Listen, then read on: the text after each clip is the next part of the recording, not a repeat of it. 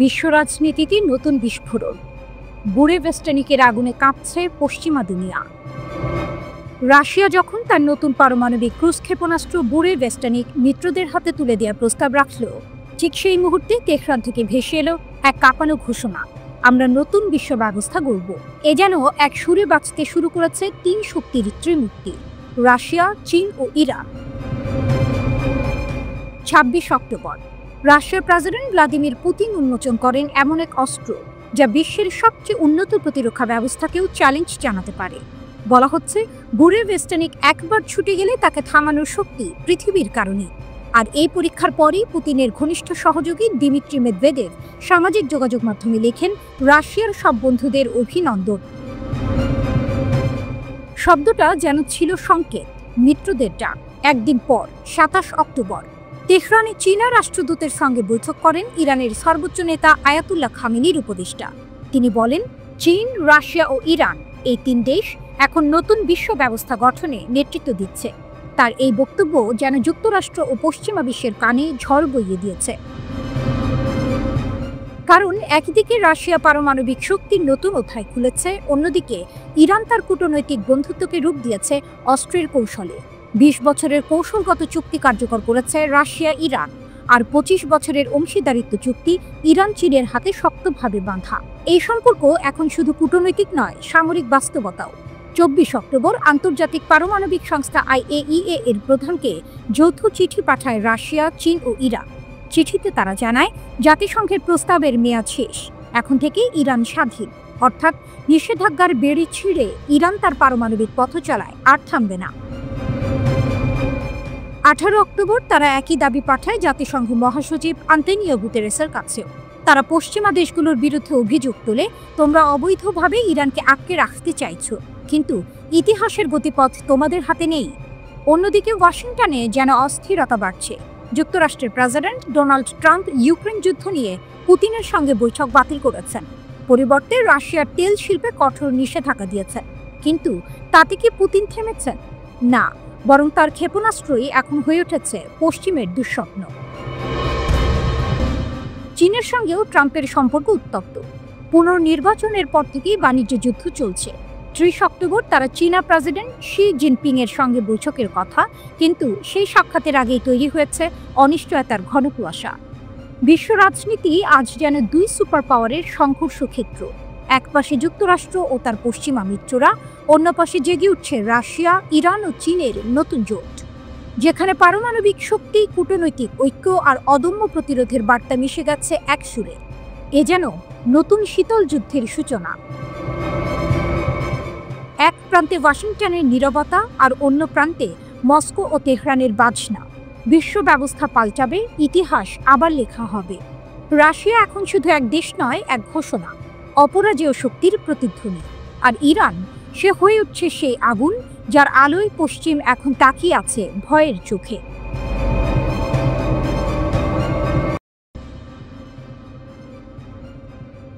জাতিসংঘে সৌদি আরবের গর্জন, ফিলিস্তিনের মাটিতে ইসরায়েলি সার্বভৌমত্ব কখনোই নয়। জাতিসংঘের নিরাপত্তা পরিষদে এক ঝলমলে সন্ধ্যা। সারা বিশ্বের চোখ ছিল একদিকে। আরব বিশ্বের নেতৃত্বে উঠে আসা সৌদি আরবের প্রতিনিধি মন্ত্রী শান্ত কণ্ঠে শুরু হলেও মিনিট পেরোতেই তার বক্তব্যে যেন ঝড় বইল কূটনীতির অন্দরে। অধিকৃত পশ্চিম তীরে ইসরায়েলি সার্বভৌমত্ব চাপিয়ে দেওয়ার দুটি বিল, রাজ্য এটিকে সম্পূর্ণরূপে নিন্দা জানায়। এই এক ঘোষণায় কাঁপল সভাকক্ষ। সৌদি প্রতিনিধি স্পষ্ট করে দিলেন, কোনো আইন, কোনো প্রস্তাব, কোনো রাজনৈতিক নাটক কিছুই ফিলিস্তিনের ভূমি কেড়ে নিতে পারবে না। ইসরায়েলের সংসদ নেসেট সম্প্রতি দুটি বিল পাশের প্রাথমিক অনুমোদন দিয়েছে। লক্ষ্য একটাই, অধিকৃত পশ্চিম তীরের ওপর ইসরায়েলের আইনি সার্বভৌমত্ব প্রতিষ্ঠা। এই বিল পাশ হলে অবৈধ ইসরায়েলি বসতি স্থাপনগুলো পাবে বৈধতার ছোঁয়া। কিন্তু রিয়াদ স্পষ্ট বলেছে, এটি আন্তর্জাতিক আইনের প্রকাশ্য লঙ্ঘন। এটি অন্যায়ের বৈধতা নয়, বরং অন্যায়ের উৎস ঘোষণা। সৌদি আরবের কণ্ঠে যেন ছিল এক নীরব অগ্নি। ফিলিস্তিনি ভূমির প্রতিটি কণা, প্রতিটি প্রার্থনার মাটি তার প্রতি এক অনড় প্রতিশ্রুতি।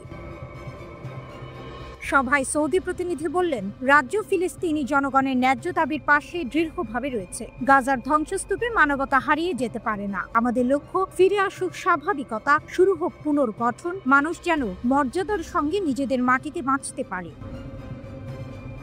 এই বক্তব্যের সময় আন্তর্জাতিক কূটনীতিকদের মুখে নীরবতা। যুক্তরাষ্ট্র, ইউরোপ, এমনকি কিছু আরব দেশও তাকিয়েছিল সেই ভাষণের দিকে, যেখানে ছিল দৃঢ়তা ও নেতৃত্বের এক অনন্য মিশ্রণ। সৌদি প্রতিনিধি আরও বলেন, আমরা ফ্রান্সের সঙ্গে মিলে নিউ ইয়র্ক ঘোষণা বাস্তবায়নের জন্য কাজ করছি। ইতিমধ্যে বহু দেশ ফিলিস্তিনকে স্বীকৃতি দিয়েছে। ফিলিস্তিনি কর্তৃপক্ষের আর্থিক স্থিতি বজায় রাখতে আমরা জরুরি তহবিল গঠন করেছি, যাতে প্রশাসন, নিরাপত্তা ও শাসন ব্যবস্থা টিকে থাকে। এ যেন কূটনীতির ভাষায় বলা এক যুদ্ধ ঘোষণা, শান্তির পক্ষে, ন্যায়ের পক্ষে, কিন্তু স্পষ্টভাবে ইসরায়েলি দখলের বিপক্ষে। আর এক নাটকীয় মুহূর্তে সৌদি প্রতিনিধি কৃতজ্ঞতা জানান কাতার, মিশর ও তুরস্কের মধ্যস্থতার প্রচেষ্টাকে, কিন্তু তারপরই তিনি নাম নেন এক অপ্রত্যাশিত ব্যক্তি, মার্কিন প্রেসিডেন্ট ডোনাল্ড ট্রাম্পের। তিনি বলেন, আমরা যুক্তরাষ্ট্রের উদ্যোগের প্রশংসা করি, তবে শান্তি কেবল তখনই সম্ভব যখন দখল শেষ হবে। এই লাইনেই যেন ছিল পুরো বক্তৃতার মূল বার্তা। শান্তি মানে দখল নয়, শান্তি মানে স্বাধীনতা। সভা শেষে সৌদি আরবের প্রতিনিধি এক চূড়ান্ত আহ্বান জানান নিরাপত্তা পরিষদকে, অবরোধ সম্পূর্ণ তুলে নিন, আল কুদস, আল শরীফের পবিত্র স্থানগুলো রক্ষা করুন, ফিলিস্তিনের পরিচয় বদলে দিতে চাওয়া একতরফা পদক্ষেপ প্রতিরোধ করুন। তার কণ্ঠে তখন শুধু নীতি নয়, ছিল এক রাজকীয় দৃঢ়তা। মনে হচ্ছিল আরব বিশ্বের নেতৃত্ব যেন আবার ফিরে এসেছে রিয়াদের হাতে। বিশ্লেষকরা বলছেন, এটা কেবল নিন্দা নয়, বরং এক নতুন কূটনৈতিক অধ্যায়ের সূচনা, যেখানে সৌদি আরব কেবল এক তেল সমৃদ্ধ দেশ নয়, বরং মধ্যপ্রাচ্যের ন্যায় বিচারের কণ্ঠস্বর। জাতিসংঘের মঞ্চে সেই কণ্ঠ বলেছে, ফিলিস্তিনের স্বাধীনতা কোনো স্বপ্ন নয়, এটি বাস্তব হবে। এ যেন ইতিহাসের এক প্রতিধ্বনি। রিয়াদ আবার বলছে, ন্যায় দমে না, ন্যায় উঠে দাঁড়ায়। রাশিয়া পাশে, ইরান প্রস্তুত, আরেকবার আগুন ছুঁয়ে দেখতে চাইছে ইসরায়েল। এক অদ্ভুত উত্তেজনায় জ্বলছে মধ্যপ্রাচ্যের আকাশ। চারপাশে যুদ্ধের গন্ধ, আর সেই গন্ধের কেন্দ্রে দুটি নাম, রাশিয়া ও ইরান। পশ্চিমাদের চোখে এরা যেন আগুনের দুটি শিখা, যারা যত দমন করা যায় ততই জ্বলে ওঠে আরো উজ্জ্বল হয়ে। সম্প্রতি এক বিস্ফোরক মন্তব্যে সাবেক মার্কিন জেনারেল লরেন্স হন সতর্ক করে বলেছেন, ইসরায়েল যদি একা ইরানের সঙ্গে যুদ্ধে নামে তবে ধ্বংস অনিবার্য। তার ভাষায়, তেহরানের বিরুদ্ধে একা লড়াই মানে আত্মহনন। জেনারেলের মতে, ইরানের ক্ষেপণাস্ত্রের শক্তি আজ এমন পর্যায়ে পৌঁছেছে যা মার্কিন সামরিক পরিকল্পনাকেও কাঁপিয়ে দিয়েছে। তিনি বলেন, ইরানের ক্ষেপণাস্ত্র ব্যবস্থা এতটাই নির্ভুল যে ইসরায়েলের আকাশ প্রতিরক্ষা, আয়রন ডোম বা ডেভিড স্লিং সবই প্রায় অচল হয়ে যাবে। তিনি আরও যোগ করেন, সাম্প্রতিক যুদ্ধে ইরান ইচ্ছাকৃতভাবে বেসামরিক এলাকা এড়িয়ে গেছে। যদি তারা ধৈর্য না দেখাতো, ইসরায়েলের হতাহতের সংখ্যা ভয়াবহ হতো। আর এখানেই রয়েছে টুইস্ট। ইসরায়েল এখন জানে ইরানকে একা মোকাবিলা করা সম্ভব নয়, তাই তারা চাইছে যুক্তরাষ্ট্রকে এই যুদ্ধে টেনে আনতে। কিন্তু প্রশ্ন একটাই, ওয়াশিংটন কি সত্যিই তেহরানের ক্ষেপণাস্ত্র ছড়াই পা বাড়াবে? ইরানের সর্বোচ্চ নেতা আয়াতুল্লাহ খামেনির নির্দেশে সম্প্রতি তুলে নেওয়া হয়েছে ক্ষেপণাস্ত্র সীমা। এখন তেহরান চাইলে 2000 কিলোমিটারেরও বেশি পাল্লার অস্ত্র বানাতে পারবে। এর অর্থ একটাই, ইরানের নিশানায় এখন শুধু ইসরায়েল নয়, পুরো ইউরোপ, এমনকি মার্কিন ঘাঁটিও। সামরিক মহলে গুঞ্জন, রাশিয়ার সঙ্গে ইরানের নতুন প্রযুক্তিগত সহযোগিতা শুরু হয়েছে। রাশিয়ার অভিজ্ঞ প্রকৌশলী ও ইরানের প্রতিরক্ষা বিশেষজ্ঞরা একসাথে কাজ করছে উন্নত ক্ষেপণাস্ত্র ও প্রতিরক্ষা সিস্টেমে। মস্কো ও তেহরানের এই অ্যালায়েন্সকে পশ্চিমা বিশ্লেষকরা বলছেন একটি নতুন যুগের সূচনা। রাশিয়া এখন ইউক্রেন যুদ্ধের ময়দানে ব্যস্ত, কিন্তু তার ছায়া নেমে এসেছে মধ্যপ্রাচ্যে। মস্কো চাইছে ওয়াশিংটনের মনোযোগ ইউরোপ থেকে সরিয়ে লাতিন আমেরিকা ও মধ্যপ্রাচ্যে নিয়ে যেতে, আর তেহরান তারা চাইছে এই সুযোগে নিজেকে অপ্রতিরোধ্য পরাশক্তি হিসেবে প্রতিষ্ঠা করতে। শনিবার তেহরানে অনুষ্ঠিত আন্তর্জাতিক সামরিক তীরন্দাজি প্রতিযোগিতায় ইরানের সেনা উপপ্রধান অ্যাডমিরাল হাবিবুল্লাহ আইয়ারি গর্জে উঠলেন, আমরা প্রস্তুত, স্থল, আকাশ কিংবা সমুদ্র, যেখান থেকেই হোক, যে হুমকি আসবে ইরান তাকে ছিন্ন ভিন্ন করে দেবে। তিনি আরো বলেন, ইরানের সেনারা বাছাই করা তরুণ, যারা দেশের নিরাপত্তার জন্য প্রাণ দিতেও প্রস্তুত। এই বক্তব্যের পর থেকেই আন্তর্জাতিক মহলে আলোচনায় নতুন প্রশ্ন, ইরান কি এখন কেবল এক দেশ নাকি এক প্রতিরোধ সাম্রাজ্য? বিশ্লেষকরা বলছেন, রাশিয়া ও ইরানের এই জোট এখন কেবল সামরিক নয়, এটি এক ধরনের দার্শনিক প্রতিরোধ, যা পশ্চিমা আধিপত্যের বিরুদ্ধে বিশ্ব রাজনীতিতে নতুন অধ্যায় লিখছে। ইসরায়েল হয়তো জানে আগুন নিয়ে খেলা মানে দগ্ধ হওয়া, কিন্তু তারা কি সেই আগুনের দিকে আবারও হাত বাড়াবে?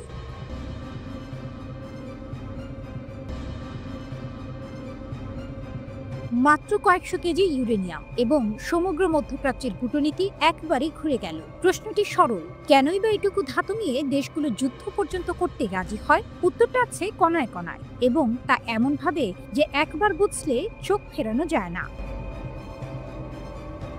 ইউরেনিয়াম হলো পৃথিবীর ভারী ধাতুগুলোর মধ্যে একটি। প্রকৃতিতে যে ধরনের ইউরেনিয়াম পাওয়া যায় তাতে মাত্র নগণ্য অংশ, প্রায় 0.7%, U-235 নামে এমন এক আইসোটোপ যেটি ভাঙলে বিশাল শক্তি মুক্তি পায়। অধিকাংশ ইউরেনিয়াম U-238 যা নিজে থেকে পারমাণবিক বোমায় কাজে লাগে না। তাই বিজ্ঞানীরা বিশেষ প্রক্রিয়ায় এই U-235 এর অনুপাত বাড়ান, এটাকেই বলে সমৃদ্ধিকরণ। তবে এখানে সামরিক উদ্দেশ্যে সরাসরি নির্দেশ না দিয়ে বললে হবে, একবার সমৃদ্ধি বাড়লে সামর্থ্য বদলে যায়। 60% সমৃদ্ধ ইউরেনিয়াম IAEA এর হিসাব অনুযায়ী ইরানের কাছে 400 কেজির বেশি এমন স্টক আছে। এই স্তরটি শস্ত্র উপযোগী পর্যায়ের সবচেয়ে ভয়ঙ্কর দরজার কাছে পৌঁছায়, কারণ 60% থেকে 90% অর্থাৎ অস্ত্রমানের করা তুলনায় সহজ। প্রথম থেকেই 60% থাকা মানে সময় ও প্রযুক্তি দুটোই ঝঞ্ঝাট কমে যায়। তাই শুধু কিলোগ্রাম নয়, প্রস্তুতি ও দ্রুততা দেশগুলোর নিরাপত্তার হিসেব বদলে দেয়। কিভাবে?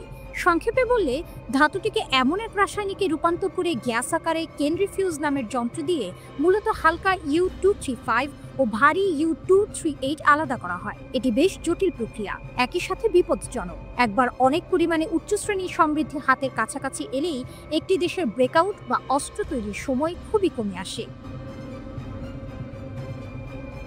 মিত্রের সহযোগিতা ইরানের অবস্থানকে আরও শক্তিশালী করেছে। রাশিয়ার সমর্থন, কৌশলগত চুক্তি ও উচ্চস্তরের রাজনৈতিক সমঝোতা ইরানকে কেবল কাঁচামাল নয়, আন্তর্জাতিক মঞ্চে একটা জোরালো সহায়তা দিচ্ছে, যা ভূ রাজনীতিকে নতুন করে রিদম দিল। ফলে ইউরেনিয়াম ইস্যু এখন ভৌগোলিক সীমা ছাড়িয়ে গ্লোবাল কৌশলের কেন্দ্রবিন্দুতে পরিণত হয়েছে।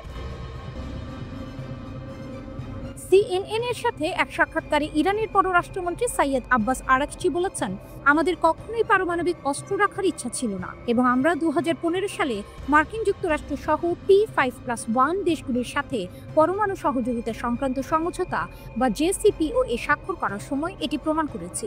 আরাকচি আরও বলেন, আমেরিকা আমাদের পারমাণবিক স্থাপনা এবং সমৃদ্ধকরণ কেন্দ্রগুলিতে আক্রমণ করেছে, সেগুলো ধ্বংস করেছে এবং মারাত্মকভাবে ক্ষতিগ্রস্ত করেছে। কিন্তু এই সামরিক অভিযান সমস্যার সমাধান করতে পারেনি, কারণ প্রযুক্তিটি আমাদের কাছে সহজলভ্য এবং দেশীয়। আমরা বিদেশ থেকে পারমাণবিক প্রযুক্তি আমদানি করিনি, বরং নিজেরাই এটি তৈরি করেছি।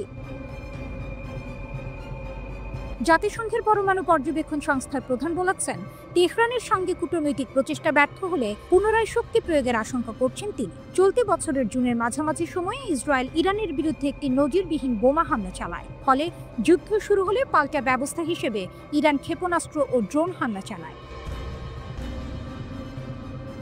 ইরানের পররাষ্ট্রমন্ত্রী আব্বাস আরাকচি বৃহস্পতিবার বলেছেন, গ্রোসের মন্তব্য উদ্বেগের বশে নাকি হুমকি হিসেবে তা স্পষ্ট নয়। তিনি পররাষ্ট্র মন্ত্রণালয়ে প্রকাশিত একটি ভিডিও বার্তায় বলেছেন, কিন্তু যারা এই ধরনের হুমকি দিচ্ছেন তাদের বুঝতে হবে যে একটি ব্যর্থ অভিজ্ঞতার পুনরাবৃত্তি করলে তা কেবল আরেকটি ব্যর্থতার দিকেই নিয়ে যাবে।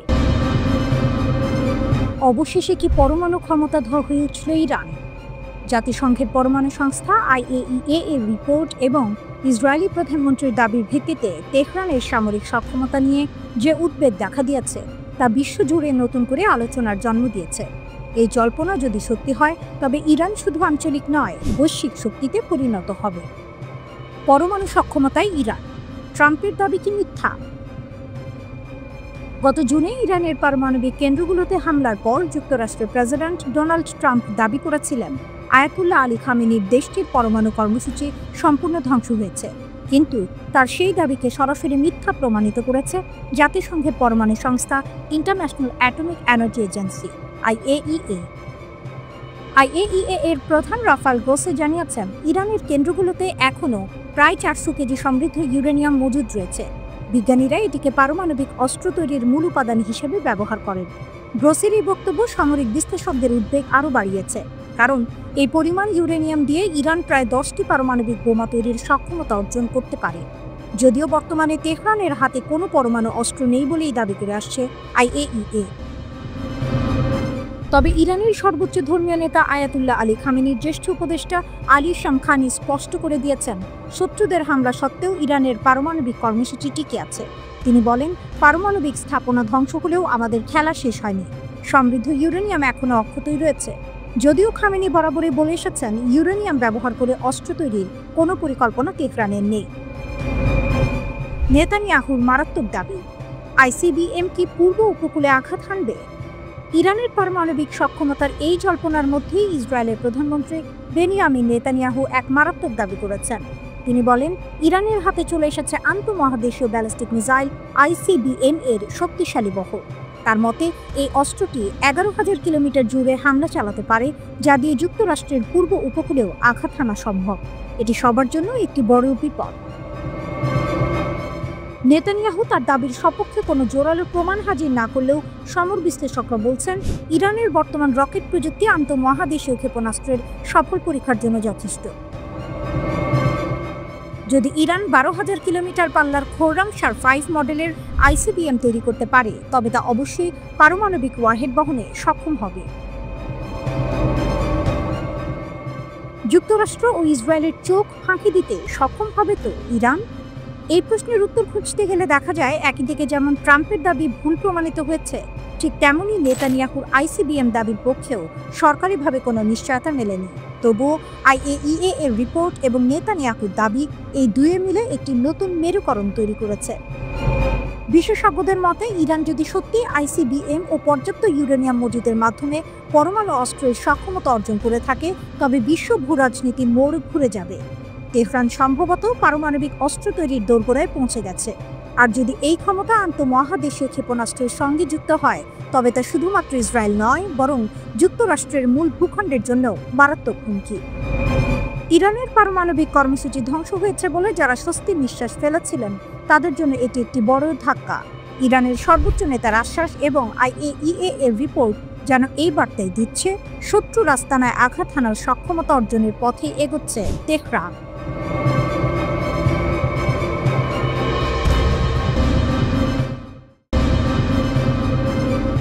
ক্যারিবিয়ানে যুদ্ধের গন্ধ, ট্রাম্পের চোখের সামনে পুতিন মাদুরো জোটে নতুন দাবার চাল।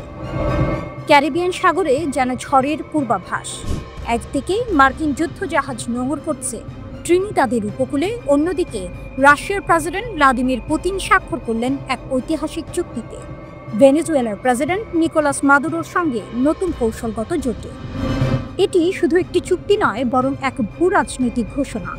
আমেরিকার পেছনের উঠোনে রাশিয়া এখন উপস্থিত।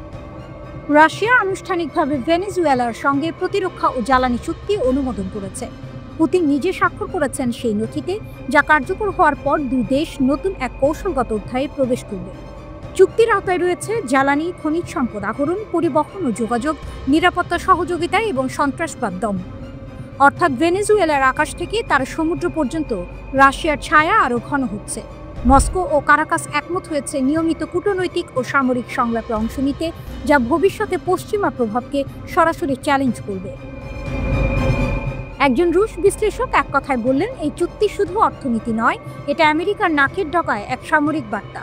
রাশিয়ার এই পদক্ষেপ এমন সময় এলো যখন মার্কিন প্রেসিডেন্ট ডোনাল্ড ট্রাম্প মাদক কার্টেল দমনের নামে ক্যারিবিয়ানে সামরিক তৎপরতা বাড়িয়েছেন। সম্প্রতি বিশ্বের সবচেয়ে বড় যুদ্ধজাহাজ ইউএসএস জেরাল্ড আর ফোর্ড নোঙর করেছে ট্রিনিদাদের বন্দরে। কিন্তু প্রতিবেশী ভেনেজুয়েলার মতে এটি কোনো মহড়া নয়, বরং এক সামরিক উস্কানি। ভেনেজুয়েলার ভাইস প্রেসিডেন্ট সতর্ক করে বলেছেন, স্পেন বন্দরে থাকা ওই যুদ্ধজাহাজ সম্পূর্ণ সংঘাতের সূত্রপাত ঘটাতে পারে। এমনকি ভেনেজুয়েলা অভিযোগ করেছে, ট্রিনিদাদ ও টোবাগো মার্কিন সিআইএ এর সঙ্গে মিলে এক শত্রুতামূলক অপারেশন পরিচালনা করছে। তাদের দাবি, সিআইএ এর নির্দেশে প্রশিক্ষিত ভাড়াটেরা ক্যারিবিয়ানে একটি মিথ্যা পতাকা হামলার পরিকল্পনা করছিল, যা শেষ পর্যন্ত ব্যর্থ হয়। রাজধানী কারাকাসে এক সাংবাদিক সম্মেলনে ভেনেজুয়েলার উপরাষ্ট্রপতি ডেলসি রদ্রিগেজ বলেন, আমরা এমন ভাড়াটেদের ধরেছি যাদের কাছে সিআইএ থেকে সরাসরি পাওয়া গোপন তথ্য ছিল। তার কথায় ছিল বারুদের গন্ধ। আমেরিকা আমাদের সীমান্তে আগুন জ্বালাতে চাইছে, আর রাশিয়া এসেছে সেই আগুন নেভাতে। এদিকে পোর্ট অফ স্পেনে মার্কিন দূতাবাসের বাইরে বিক্ষোভে ফেটে পড়েছে মানুষ। তাদের দাবি, আমরা যুদ্ধ চাই না, আমেরিকার যুদ্ধজাহাজ আমাদের ভূমি অপবিত্র করছে। আঞ্চলিক সংগঠন ক্যারিকম, যেখানে ট্রিনিদাদ ও টোবাগো সদস্য, তারা স্পষ্ট বলেছে এই মুহূর্তে প্রয়োজন সংলাপ নয় সংঘাত। কিন্তু রাশিয়ার পদক্ষেপ এখন আর শুধু সংলাপের বিষয় নয়, এটি এক কৌশলগত বাস্তবতা। পুতিন জানেন ক্যারিবিয়ান হলো সেই জায়গা যেখানে একসময় কিউবা সংকট বিশ্বকে পারমাণবিক যুদ্ধের দ্বারপ্রান্তে নিয়ে গিয়েছিল। এখন সেই একই নীল জলে রাশিয়ার নতুন মিত্র ভেনেজুয়েলা। মাদুরো স্পষ্ট বলেছেন, আমেরিকার প্রতিটি নৌ অভিযান আমাদের স্বাধীনতার বিরুদ্ধে ষড়যন্ত্র। আর রাশিয়ার প্রতিক্রিয়া নীরব কিন্তু দৃঢ়। এক কূটনৈতিক সূত্র জানিয়েছে, মস্কো ইতিমধ্যে ভেনেজুয়েলায় সামরিক প্রযুক্তি সরবরাহের প্রস্তুতি নিচ্ছে। বিশ্লেষকরা বলছেন, এটি এক নতুন শীতল যুদ্ধের সূচনা হতে পারে, যেখানে মার্কিন যুদ্ধজাহাজের ঠিক বিপরীতে দাঁড়াবে রাশিয়ার প্রভাবলয়। এক প্রজন্ম আগে যেখানে সোভিয়েত পতাকা উড়েছিল কিউবায়, আজ সেখানে আবার তার ছায়া পড়ছে ভেনেজুয়েলার আকাশে। আর বিশ্বের চোখ এখন পুতিনের দিকে, যে মানুষটি জানেন দাবার বোর্ডে কখন রাজাকে সরাতে হয় আর কখন স্রেফ এক ঘুঁটি দিয়ে পুরো খেলা বদলে দেওয়া যায়। ভূগর্ভে লুকানো আগুন। ইরানের গোপন ক্ষেপণাস্ত্র শহর কাঁপিয়ে দিলেও পশ্চিমকে। শত্রুরা হয়তো কল্পনাও করতে পারেনি ইরান এতটা শক্তিশালী, এতটা প্রস্তুত, এতটা অদৃশ্য। দীর্ঘদিন ধরে নিজেদের সামর্থ্য নিয়ে তেহরান ছিল নীরব, কেবল মাঝে মাঝে গর্বের আভাস দিত। কিন্তু সাম্প্রতিক ইসরায়েল আমেরিকা বিরোধী যুদ্ধের পর থেকে যেন একের পর এক গোপন রহস্য উন্মোচন করছে আয়াতুল্লাহ খামেনির দেশ। আর এবার যা স্বীকার করেছে ইরান, তা শোনার পর পশ্চিমা বিশ্বে নেমেছে অস্থিরতা। ইরান জানিয়েছে তারা তৈরি করেছে ভূগর্ভস্থ ক্ষেপণাস্ত্র শহর। হ্যাঁ, শত্রুদের চোখে অদৃশ্য এক শহর, যেখানে মাটি ফুঁড়ে উঠে আসতে পারে হাজারো ক্ষেপণাস্ত্র। ইরানের রাষ্ট্রীয় গণমাধ্যম প্রেস টিভি জানিয়েছে, নতুন এই প্রতিরক্ষা ব্যবস্থাটি নির্মিত হয়েছে সিভিল ডিফেন্সের নীতি ও মানদণ্ড অনুসারে। এই প্রকল্পের লক্ষ্য একটাই, আকাশে নয়, মাটির নিচে লুকিয়ে থেকে আঘাত হানা, যখন শত্রু বুঝতেও পারবে না কোথা থেকে আসছে বিস্ফোরণ। তেহরানের প্যাসিভ ডিফেন্স অর্গানাইজেশনের প্রধান ব্রিগেডিয়ার জেনারেল গোলাম রেজা জালালি জানিয়েছেন, এই ভূগর্ভস্থ ক্ষেপণাস্ত্র শহরগুলো আমাদের সাফল্যের প্রতীক, আমাদের প্রতিরোধ ক্ষমতার জীবন্ত প্রমাণ। তিনি আরও বলেন, এই প্রকল্পগুলো শত্রুর আগ্রাসন প্রতিহত করার জন্য গড়ে তোলা হয়েছে, বিশেষ করে ইসরায়েলি শাসনের বিরুদ্ধে। জেনারেল জালালির মতে, গত জুনে 12 দিনের যুদ্ধে ইরান তার সামরিক সক্ষমতা দেখাতে সক্ষম হয়েছিল এই ভূগর্ভস্থ ব্যবস্থা ব্যবহার করে। সেই যুদ্ধ ইরানের জন্য একদিকে এনেছে সাফল্য, অন্যদিকে দেখিয়েছে কিছু দুর্বলতাও। তাই আয়াতুল্লাহ খামেনি এখন দেশের সব প্রতিরক্ষা সংস্থাকে নির্দেশ দিয়েছেন সেই দুর্বলতা দূর করতে নতুন কর্মসূচি হাতে নিতে। কিন্তু এখানেই গল্পের টুইস্ট। খামেনি শুধু প্রতিরক্ষা ব্যবস্থায় শক্ত করছেন না, তুলে নিচ্ছেন ক্ষেপণাস্ত্র কর্মসূচির সব সীমাবদ্ধতাও। এর আগে ইরানে উৎপাদিত অস্ত্রের পাল্লা সর্বোচ্চ 2200 কিলোমিটারে সীমাবদ্ধ রাখার নির্দেশ দিয়েছিলেন সর্বোচ্চ নেতা। কিন্তু এখন সেই সীমা নেই। এখন ইরান সিদ্ধান্ত নেবে নিজের মতো করে, তার নিরাপত্তা, তার প্রয়োজন, তার ভূ রাজনীতি অনুযায়ী। বিশ্লেষকরা বলছেন, এটি ইরানের প্রতিরক্ষা নীতিতে এক ঐতিহাসিক পরিবর্তনের ইঙ্গিত। তেহরান আর কোনো সীমা মানবে না, তারা মানবে না কোনো বাইরের চাপ, কোনো পশ্চিমা নিষেধাজ্ঞা, কোনো ইউরোপীয় হুমকি। এই ভূগর্ভস্থ ক্ষেপণাস্ত্র শহরগুলো এখন শুধু ইরানের গোপন অস্ত্রভাণ্ডার নয়, এটি এক প্রতীক অদম্য প্রতিরোধের, নিঃশব্দ শক্তির, এবং সেই দেশের যে ইতিহাসের প্রতিটি আঘাতকে বেঁচে থেকে জবাব দিয়েছে। পশ্চিমা বিশ্বের চোখে এখন ইরান এক রহস্যময় ছায়া। যে দেশকে ধ্বংস করার স্বপ্ন তারা বহুবার দেখেছে, সেই দেশ আজ নিজের মাটির নিচে গড়ে তুলেছে এক অদৃশ্য দুর্গ। যখন তারা আকাশে খুঁজবে শত্রু, তখন তেহরানের প্রতিশোধ আসবে মাটি ফুঁড়ে, ভূগর্ভ থেকে, নীরবে কিন্তু বিধ্বংসী শক্তিতে। এটাই ইরান, দৃশ্যমানের চেয়েও ভয়ঙ্কর, অন্ধকারের মধ্যেও যার আলো জ্বালে প্রতিরোধের আগুন হয়ে।